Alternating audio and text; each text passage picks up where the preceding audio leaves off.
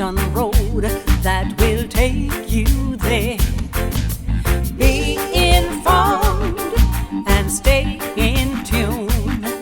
Uplift your soul and heal your wounds. Welcome to Bashment, baby. Yeah, yeah, yeah. Hello and welcome to another episode of Bashment BayTV. I'm your host, Sharon Cummings, along with the one and only Chris Gilchrist. And of course, I can't keep saying or guest co-host. We're either going to make this a constant thing or not. Back with us again.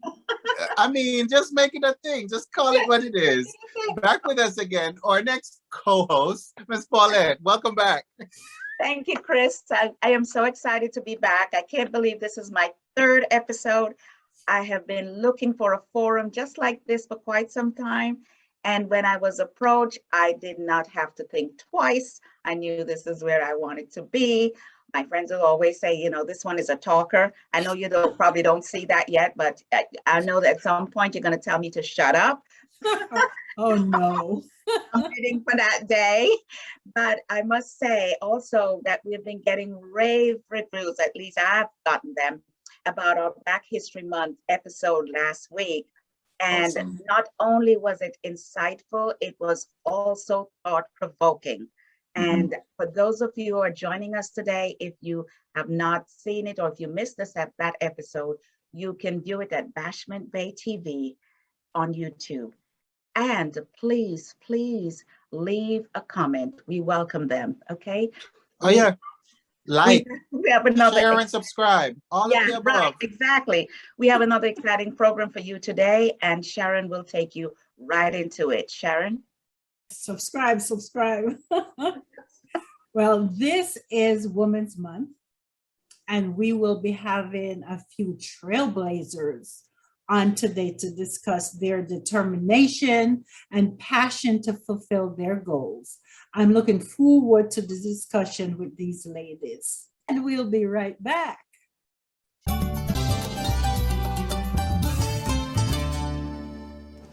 All right, welcome back. So as Sharon mentioned, it is Women's History Month. And being the only male on the panel, I am just going to shut up, but I'm going to start some mess before I do so. You know, I will roll with the question first and foremost. Before we get into the history and the contributions of women, I want to touch a little bit on, you know, is there a sisterhood? Or do you have each other's backs? Right? Is that your experience? What it is that you two have experienced in your different walks of life? Do you have the backative of your sisters? Honestly, Chris, we as women should all be our sister's keeper. But how many of us understand and practice sisterhood? What does it mean? Sisterhood is lifting each other up, cheering others on, helping them when there's a need, and being inclusive. But we find that the opposite is true. What we find is our sisters, we're pulling each other apart. We're not being there for them. We have become, I call it gossipers, and carrying on and trying to break each other down rather than lifting each other up. You think of how much of a force we would have if we come together and join and have that sisterhood, how powerful we can be. We as women are very powerful. We can move mountains. Believe it or not, Chris, you're the only male here. We're telling you what we can do. I'm sure you've seen a little bit, but we can move mountains. And if we come together, we can accomplish a lot more. Sharon, what has been your experience? Oh boy. Chris, what have been my experience? I've met some wonderful females throughout my life. I do not have a lot of friends per se, but the ones that I call my friends, I've known for a while, and they're always there for me. But I do find that we as women, like Paulette said, you know, we're not usually there for each other. We don't support each other. I find that we're very cliquish. If you're not in that clique, then you're considered an outsider and you don't get that support. But I think as women, we should support each other and be there for each other, have that sisterhood. I also find that we tend to use each other a lot. I don't see that with men, but I see that with women. They'll do something looking for something in return. There's always an ulterior motive when they do something. And I just wish that, we could just come together as women, because we go through the same problems, we go through the same things. So why is it that we can't be there for each other? I'm not saying all women now, but that is something that I've noticed with women, that they're usually not there, and there's always an ulterior motive in doing something. And that just drives me crazy. It does for me too. I just can't understand, why can't you just, I keep saying it, just come together and don't be trying to outdo. This is another thing I find, trying to outdo each other. Why? There's no need for it. There's enough in the universe for everybody. Why are you competing? My thing is, you should not be competing with someone else. You're not a business, right? You should be competing with yourself, like trying to be a better person you are today than you were yesterday. That's where the competition should come in. But I find that with our women, some of them are blindsided. Don't get me wrong. They are very good women out there and very, who are there with you. But if the rest could just get on board, what a day that would be. I find also that there's a lot of hypocrisy. I would prefer if someone don't like me or don't want to be around me, that they just say, listen, Sharon, I don't like you. I don't care for you. I can deal with that.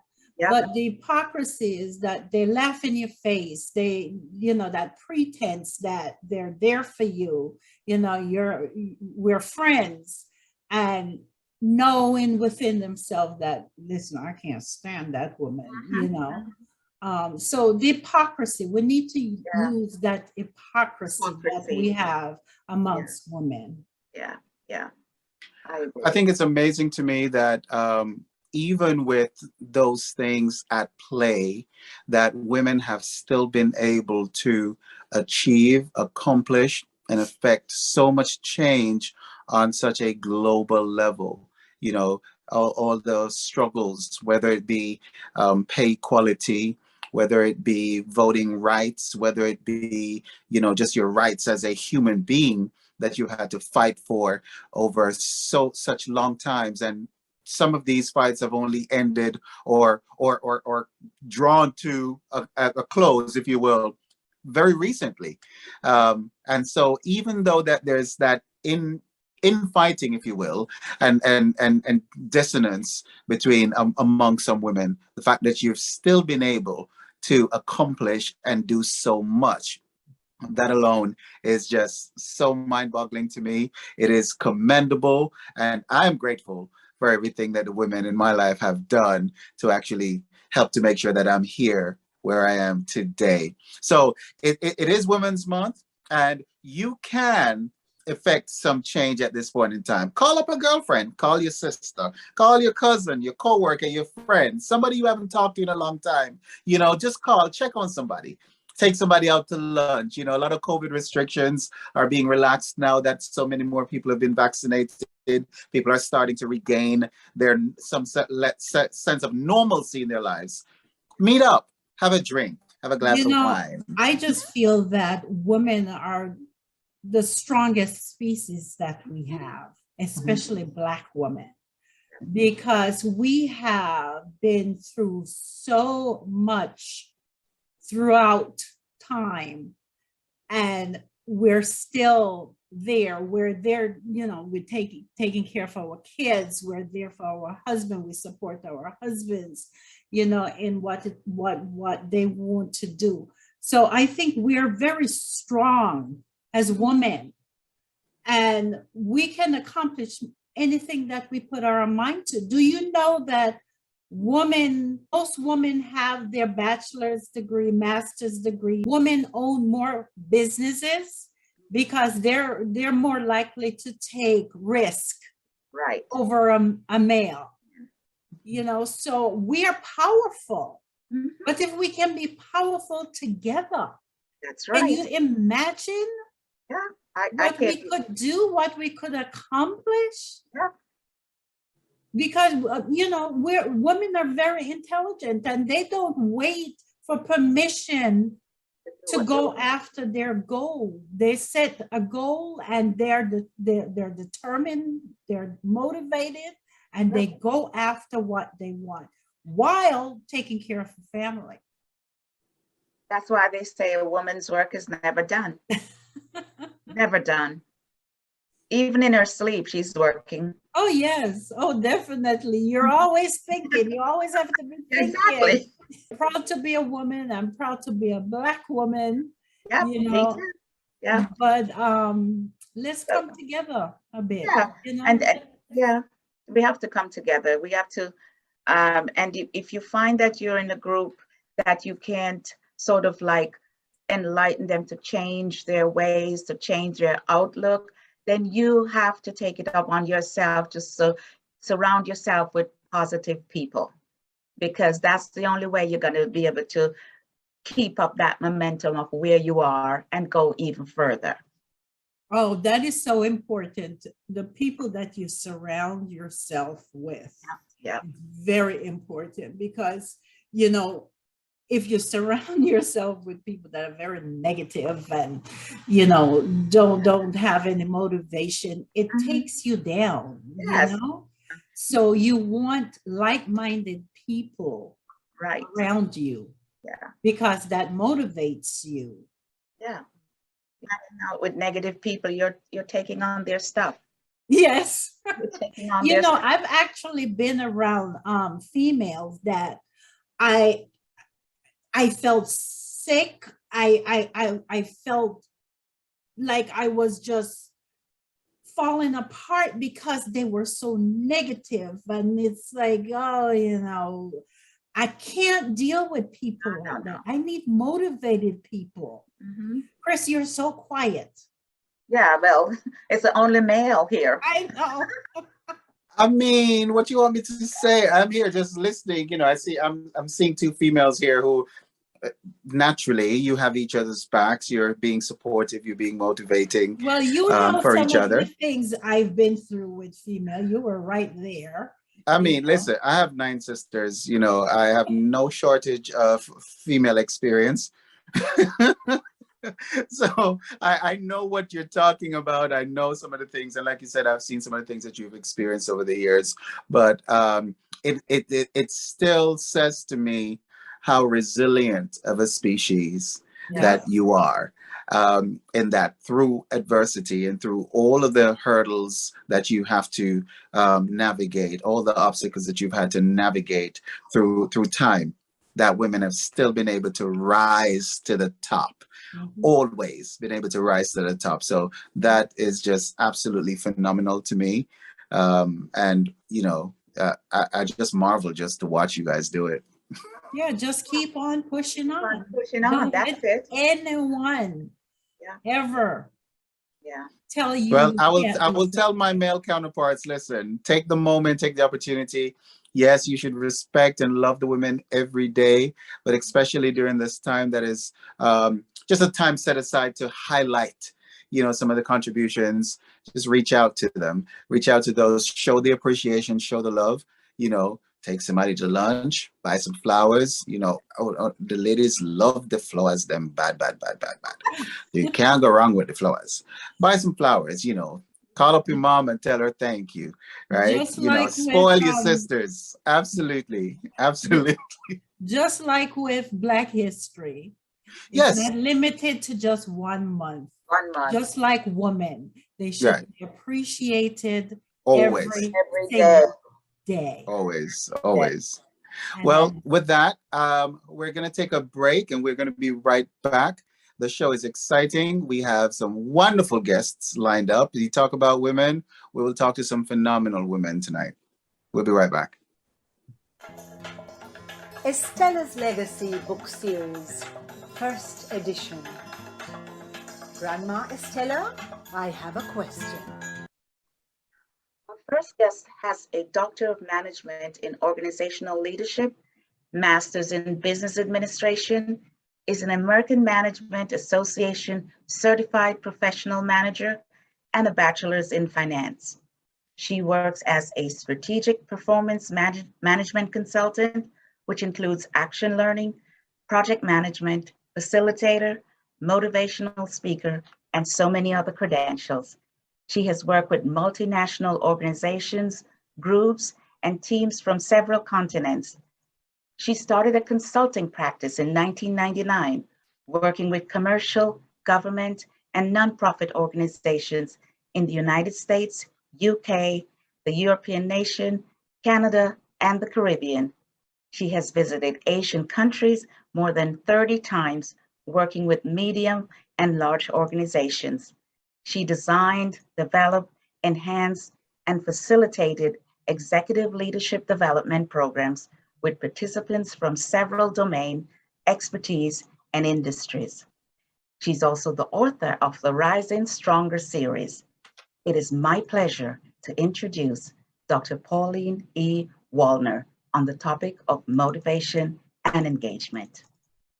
Thank you so much, Paulette. It's a pleasure working with you today, considering that we've known each other for so long, right? Yes. From high school. Yes. And so who would have thought, right? It's a good thing that we treated each other well back then. That's for sure, because it's a full circle. Full circle, because here we are. Once And again. we're really connected. And that's one of the blessings of sisterhood. And as we talk about motivation and engagement, we think about the International Women's Day. People are just so excited that we could get this one day out of 365 to celebrate, right? Considering that we're doing so many things every single day in our homes and at work and in our communities, and we're advocating for others, it's nice to have at least one day to just stop, pause, and reflect. And that's the essence of motivation. Motivation is intrinsic. And by intrinsic, I mean it's internal. It is not an external factor. It is something that is within the individual. However, organizational leaders must ensure that they create the right environment so that when people come in, they feel motivated. So the motivation is stimulated with the external environment. And then, of course, since the person is already excited and ready to and willing to be there, then that's where the motivation comes in. The other thing to think about as well is engagement.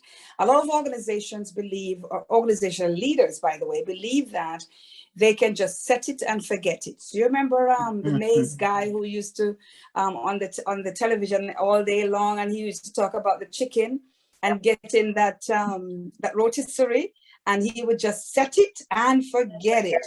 That's not how it works in corporate America or in government agencies or in nonprofit organizations anymore. You don't just set it and forget it. You don't just hire people to come in and believe that they're just going to do whatever it takes to get the job done and reach their goals and objectives. What you want to do is to make sure that you're keeping tabs on their needs, their wants, their desires, and that you're making that connection. You're keeping that connection open with them so that you can, while the organization is growing, the individuals are growing as well. So highly motivated employees tend to help the organization grow. Why? Because it's a mutually established goal. It's a mutually established performance goal. It's not just about the leaders. It's not just about the individuals. It's not just about the organization, because after all, the organization breathes, and it breathes because people are in it. Okay. Wallner, I have a question for you. As a fellow Jamaican, Could you give us a little background on growing up there and what motivated you to keep moving forward academically and professionally to reach your goal? I see you want to know my business now. Of course. Why not? That's one of the reasons you're here. You want to dig into my business? Well, as a young girl growing up in Jamaica, I had no idea what my life would be like. You know, okay, Sarah, whatever would be. At 9 years old, I thought I would be at 5 years old, I wanted to be an actress. And that lasts until today, actually. Why? Because I was trained at the church level at 5 to stand and speak in front of an audience of church members. I was taught to recite. I had a woman and her husband used to come by my house every Friday afternoon and she'd bring a poem. And she'd say, little girl, do you think you can study this poem tonight and recite it at church tomorrow morning? And I'd say, sure, I can. And I would study all night and I'd perform for my sisters and my brothers. And then the next day I would go in front of the church audience and I'd belt it out.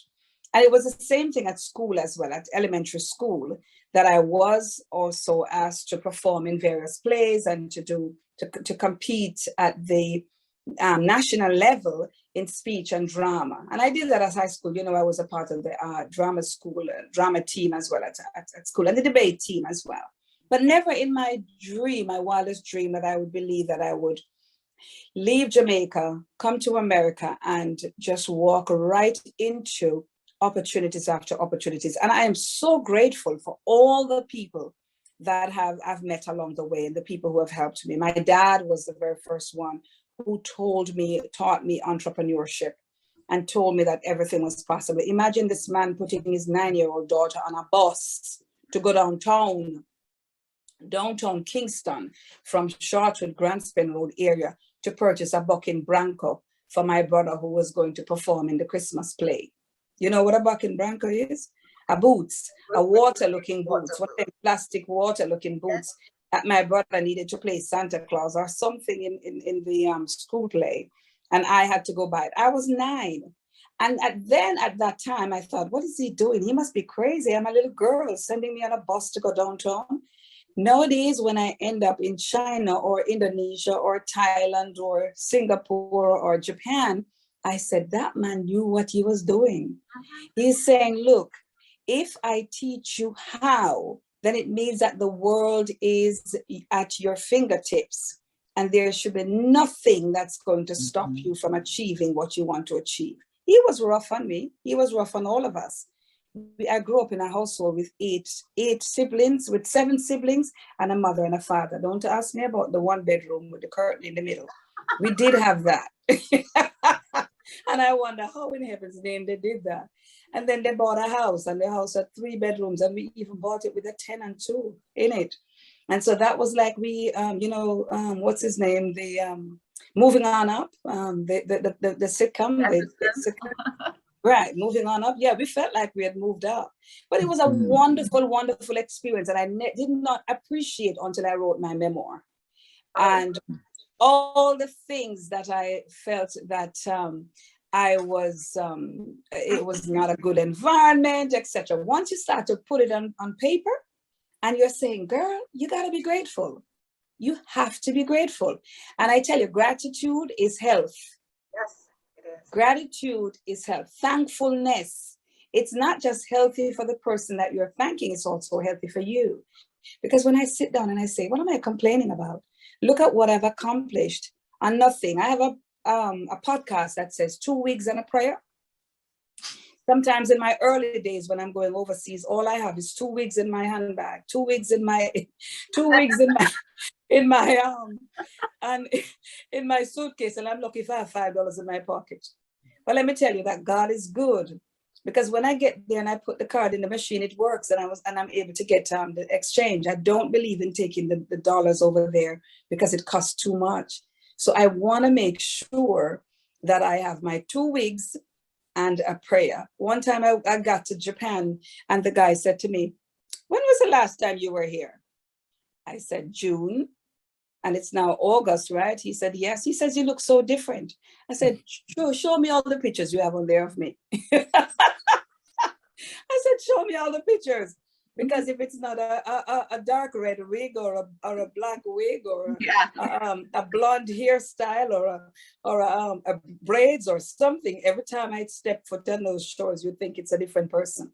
And so I'm excited that I'm able to do that and meet people. You cannot read about people in a book. You have to meet them. You have to go live with them. You have to live where they are. You have to make sure that you understand that the blood is red. It runs in all of our veins, no matter how it will look like on the outside. And everybody is going through something. You see, everybody is going through something. And if we don't recognize that, what an opportunity. We're missing a lot of opportunities. You have shown us so much, or explained to us so much that you have done, and I have read your book and I've known pretty much your life story. But what would you say would stop or reduce one's motivation? Or what would you say that they should try to build on to keep that momentum going? Because some folks will say, I don't feel motivated. I don't feel like I can go on. What would be something you would say to change their mindset? First of all, and thank you so much for that question, Paulette. And thank you very much for having me, Sharon. And iPhone is your name. Listen, I'm not sure what's going on with my technology tonight, but I'll be iPhone tonight. Okay. So let me tell you, first of all, you got to put God first. Yeah.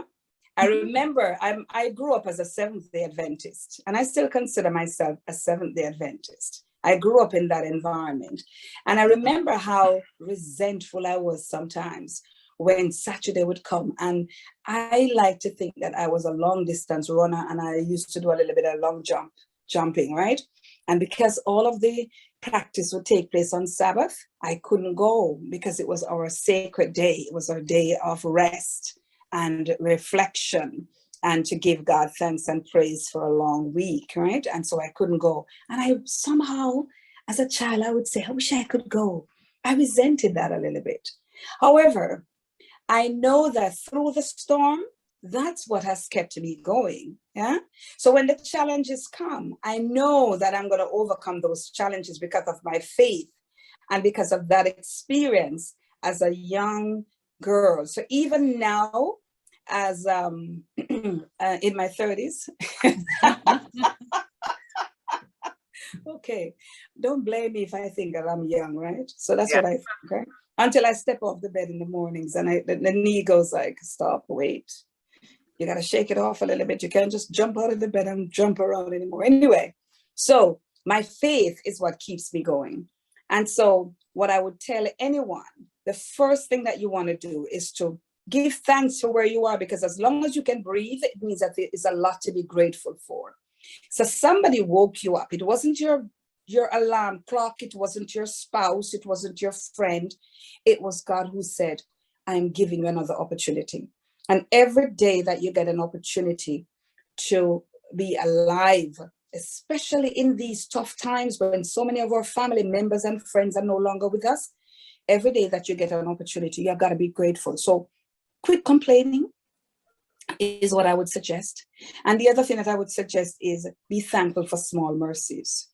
Even when you don't think that you have enough, there's somebody else who doesn't have a lot. I worked over the weekend with a couple of individuals from the Far East. And let me tell you something, if you know the fees that they charge for their services and how dedicated they are, you cry. You understand? And so here we are in these here United States of America, and we have so much afforded to us, so much, and yet we get up every single day and we complain. So we got to look inside of ourselves and say, now, regardless of what's going on around me, what do I bring to the table, whether it's in a work environment? You know, as Martin Luther King said that if you were a broom sweeper, if you're sweeping the floor, be the best floor sweeper that you can be, regardless of where you are, regardless of where you find yourself. I had the privilege to have met a lovely, lovely young man in Jamaica in my mid-20s. And unfortunately, he's deceased. About 2 weeks ago, he passed away. And let me tell you, I'm so grateful that I met this young man and that he exposed me to so many different cultures, so many different people from different countries. Long before I thought that I would be traveling, I met people from America, from Canada, from African nations, from Germany, from Italy, Belgium, all these different places. And at the time when I met them, I had no idea that I would one day be traveling to those places. So they taught me a lot about love and about connecting with others and about being kind to others and about taking time to understand others. In other words, we cannot just go in expecting to be treated well if we do not treat others well. Yeah. So that's the situation. You can't go in and say this person is against me or that person is against me. The first thing I would suggest is that you stop and think, what am I doing to affect this situation? Pause for a moment, diagnose it, and change your internal conversation so you can change the game. Right. Dr. Wallner, we want to thank you so much for being a guest on the show, because we're celebrating women. Thank you so much. Thank you, Pauline. Very informative. Thank you. We will have you back, definitely. Thank you so much. Thank you so much. Welcome back. So our next guest, this is just going to be great. We have the founder of Sankofa Strong LLC. She's an award-winning, dedicated historical thinker and respectful educational professional. She's an effective communicator and a stalwart advocate for access and educational experience that is culturally inclusive, equitable, and engaging for all learners. Sankofa Strong LLC is purposed to provide accessibility to historical education that shines a light on the impact of the power of the diasporic collaborative on the world. Ladies and gentlemen, Dr. Sandra D. Street, welcome. I am so happy to talk to you because I'm taken by your logo in your background. My Sankofa Strong. I have to tell you, one of my former students designed the background because, understanding the meaning of the mythical Sankofa bird, right? That's why whenever you look up, you see its head turned back and a little nugget. Mm-hmm. So, reaching back to our ancestors and gathering the knowledge and the wisdom to then turn and bring to the fore. So it was very important for me to include former students in this next step of developing informed citizens. Yes. That's absolutely amazing. I really do love the incorporation of or history or ancestral history in your work. You mentioned that you would have been a suitable guest for our last show. So talk to us about that, because we discussed diversity, equity, and inclusion in that show with Dr. Otley. Just inject yourself. Let's pretend it's last week. So we don't get caught up in the DEI, the DEIB, without really understanding the birth of the concept. Diversity, equity, and inclusivity and belonging. There's now, some people use the B at the end of the acronym. Its purpose, its ideal is to be sure no one is left out of having access to an opportunity. So as the historical thinker that as I refer to myself as the historical thinker, we are oftentimes presented with information from a variety of sources, and it compels those of us who want to know more. Who are the involved parties? How were certain conclusions drawn? Looking at things, events, occurrences, births, deaths, looking at the chronology and what was left as a result of this person being here. What can we glean from that? What can we learn from that? what can we best from that to become our best selves, and then translate that to the generations to come. Could you tell us about a case or a situation where, you know, based on your research, what that information did to the present day, and how that information, you know, that reaching back and fetching information from the past, how is that impacted? And if you could give me a specific, you know, instance where that happened, a situation where you can recall that, Sure. and what did it do? Much of what I've learned and discovered was as an adult. I'm no longer in the classroom, but when I was a pedagogue, I was sure to share based on discoveries that came my way later in life. And I'm going to talk about Christopher Columbus. Christopher Columbus is a figure in history that needs to be studied, that should be studied. He was a navigator whose quest it was to travel the world for gold, God, and glory. Now, how do we learn about Christopher Columbus? The Nina, the Pinta, the Santa Maria. Columbus sailed the ocean blue in 1492. What happened in 1491? What happened in 1493? What better way to learn about what happened with Christopher Columbus, I discovered, was to read the writings of Christopher Columbus. In reading the diary of Christopher Columbus, I was able to discover firsthand knowledge of him who was there. So that now translates to us being in charge of our own history. And I'm speaking of those of us from the diasporic collective. That tale has been told by so many different people who were not there. So that revelation came to me when I learned for myself, without a textbook, about Christopher Columbus, the impact and the effect that his arrival to this part of the world has had for generations through today. Wow. So that's something specific. Christopher Columbus, yes, and reading his words specifically. Let me ask you, sorry, Chris. Go ahead, why Sharon. is it that some historians see things differently, even though they're seeing the same information and results? Why is it always different depending on who is doing the research or the historical thinker? There's an assumption that everybody's reading the same information the same way. There's an assumption that we're all in the same place while we're reading these words on a page. We have to identify implicit and explicit bias in how we translate information.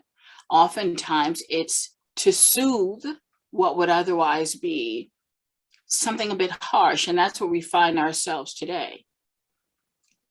So you mean to tell me it's best not to talk about the truth? It's best to ignore the truth. So then when it's time for me to talk about I have no control over my own historiography. I have no control when I want to write my own autobiography that has to bypass another perspective. But that's the historical thinker.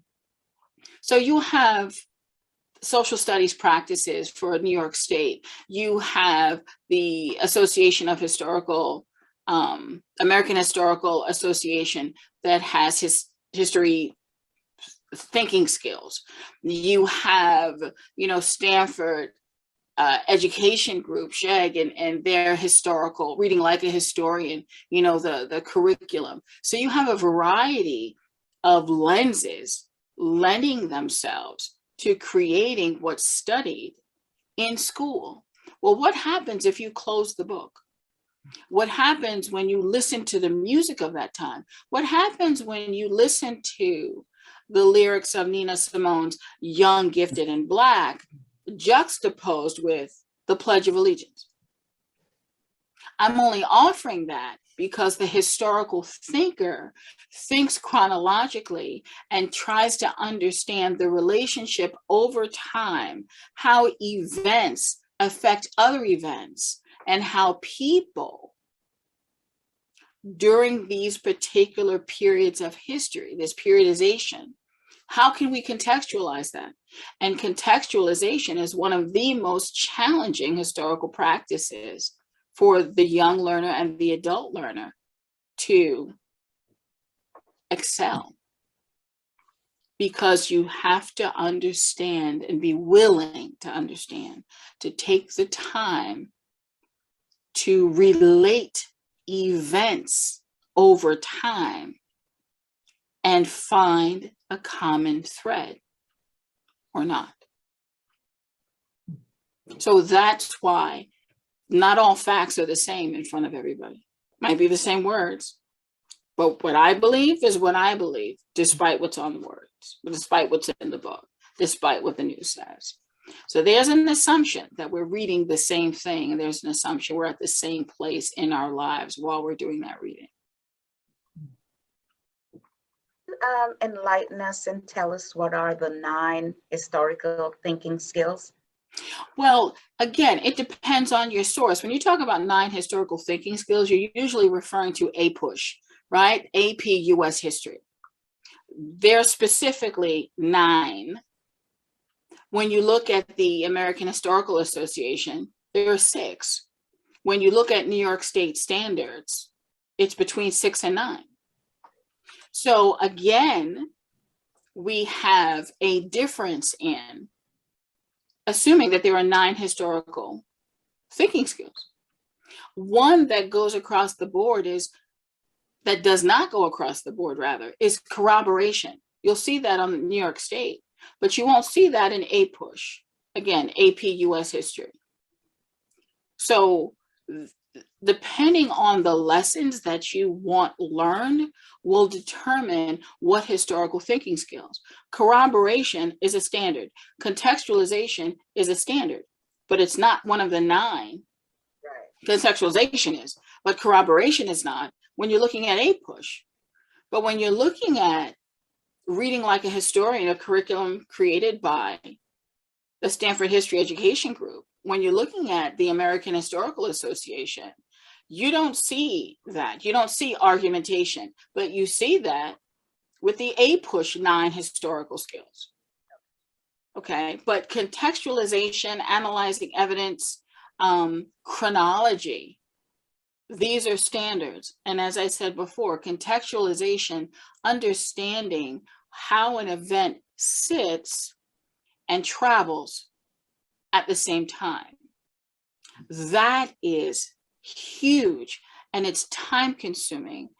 And we cannot assume that people are willing to take that time to look for the common threads. We've been here before. We've been here before during this particular periodization. And periodization is one of the 9 historical skills for AP US History. It is not for New York State standards. And the New York State standards is literacy and history from 6 through 8. From 9 to 12, it's something else. In New York City public schools, when you look at another large school district in Los Angeles, again, the particular skill set to teach the particular lesson varies. Look at Texas. Look at Let me ask a question real quick. I beg pardon. I would like to know from your perspective, with the absence of historical thinking, if that becomes absent, what is the impact that would have on today's curriculum? What does that do to today's and tomorrow's young minds if there's no historical thinking and no diving into that information and making sure that our sources and the information given to us is indeed factual, that it could stand on its own legs? That speaks to Sankofa. That speaks to before many of us melanized people were allowed to read and to write. We were dependent upon hearing the stories shared from our ancestors about from whence we'd come. So there, with the absence of historical thinking, that's a great open-ended question. That's not one with a simple answer.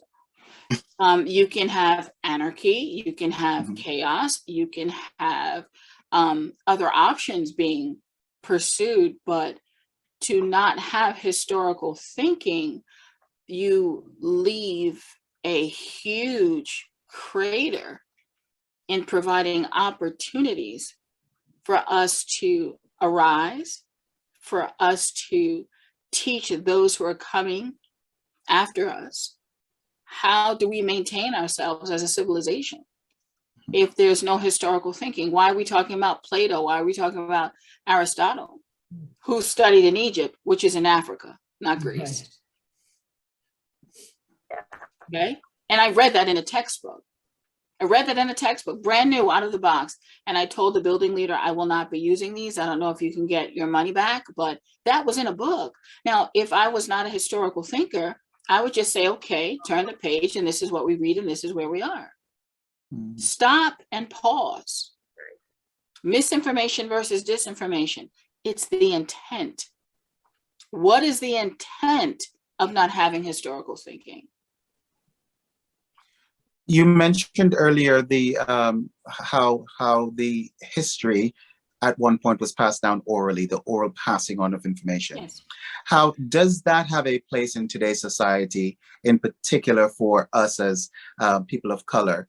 Do you think that that is something that is important that we pay attention to, make sure that we continue to orally pass history, or has that time passed? We're doing it right now. Oral history is being passed right now. Oral history is being discussed right now. No one has a textbook in front of them. I'm not saying turn to page 10 and answer questions 5 through 7. Right. So here's an example right here. It's conversation. And we may discover words that others use that we did not necessarily know what it meant. But when we're in front of each other and we look at facial expressions, we see the beat of the drum, which historically has kept us grounded no matter what port at which we were dropped off. We need to understand that our lives began before 1619. We need to have an understanding of Mansa Musa in the 14th century, and the wealth of gold was so bright you couldn't see the sun. We need to have an understanding of the cataract surgery that was done 9 million years ago, 9,000 years ago. Somebody challenge me. How many zeros are we talking about? So let's have an understanding. Let's start at the very beginning. It's a very good place to start. So this right here is an example of the oral history being shared.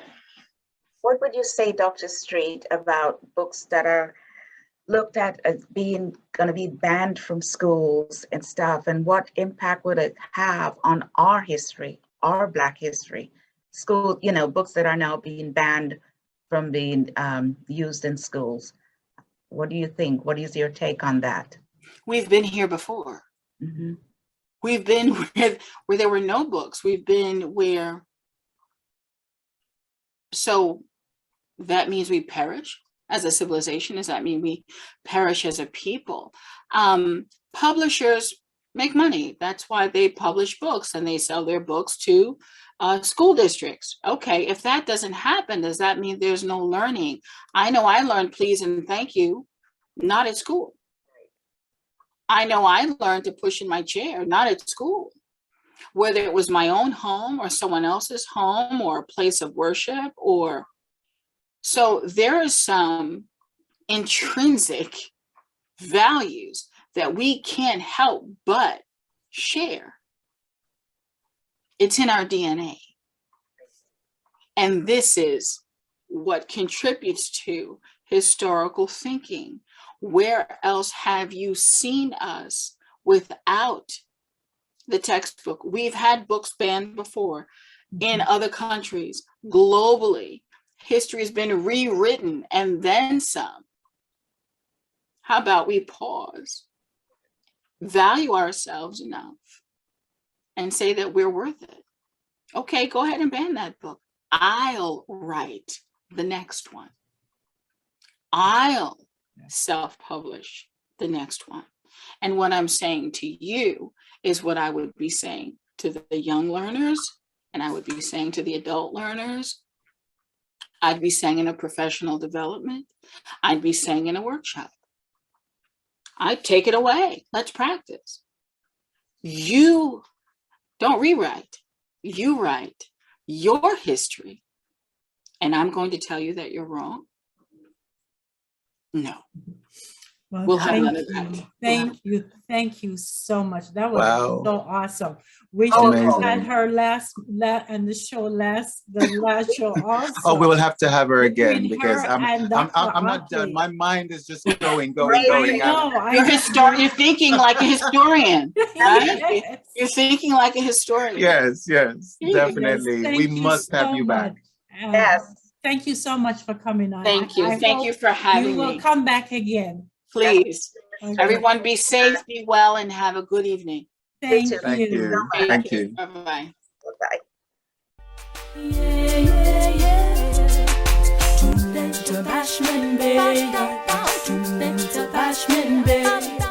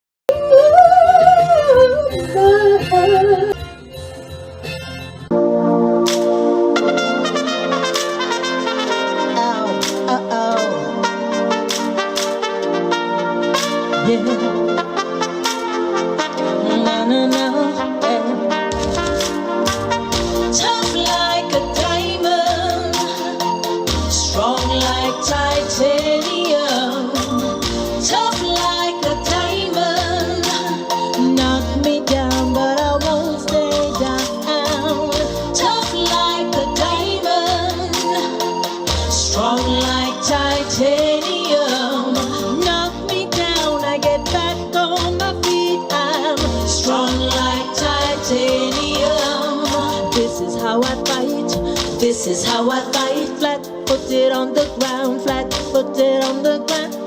Can't keep me down, no, can't keep me down. Back broad, stand tall. Flat, put it on the ground. Tough like a diamond. You know I'm strong like titanium. Tough like a diamond. Knock me down, but I won't stay down. Tough like a diamond. Strong like titanium.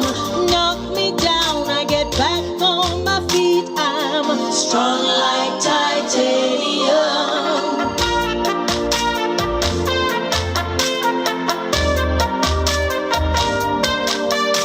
Is that all you got? Take your best shot. Take your best shot. Yo, is that all you got? No surrender, no flag in my sky. You'll never see me cry. No, never see me cry. Tough like a diamond. You are strong like titanium. Tough like a diamond. Knock me down, but I won't stay down. Tough like a diamond. Strong like titanium.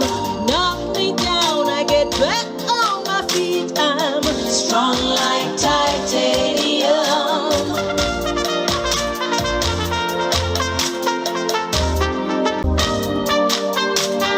I don't think you heard me, you might as well give up. Every time you shoot me down, I get back up. I won't surrender, I'm not a quitter. No white flag in my sky. You never see me cry, no, never see me cry. My only cry is my battle cry. Like, oh, oh, oh, yeah, hey, hey. Can't keep me down, no, can't keep me down. No, oh, oh, yeah, hey, hey. Can't keep me down, no, can't keep me down. Tough like a diamond, strong like titanium. Knock me down, but I won't stay down. Tough like a diamond, strong like titanium. Tough like a diamond. Knock me down, but I won't stay down. Tough like a diamond. Strong like titanium. Tough like a diamond. Knock me down, I get back on my feet again. Can't keep me down, back broad, stand tall, back on my feet again. This is how I fight, this is how I fight, back on my feet again. Hey, back on. Thanks to all our performers this evening, and be sure to join us on our next episode, which will be on Sunday, March 27th, where we will be continuing our tribute to women. Thank you so much for watching. As usual, make sure you like, share, and subscribe. And for those of you who've already done so, we thank you for subscribing to our channel, and we thank you for your support. Or have a topic that you'd like to have discussed, please feel free to send Sharon an email at dejavutheatre.fl@gmail.com. It's on the screen somewhere right there. All right. I would like to thank Dr. Pauline Wallner, Sandra Street, for this wonderful conversation that we learned a lot. We're always learning on this show. I love that the historical thinking. That's quite interesting. I want to have her back because I want to know more about that. That was awesome. And Dr. Wallner for that motivation. You know, you got to be motivated.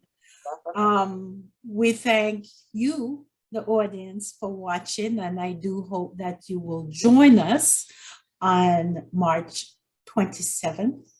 Is it the 27th? 27th, yes. Okay, and March 27th. And remember to please subscribe. Until next time. Thank you.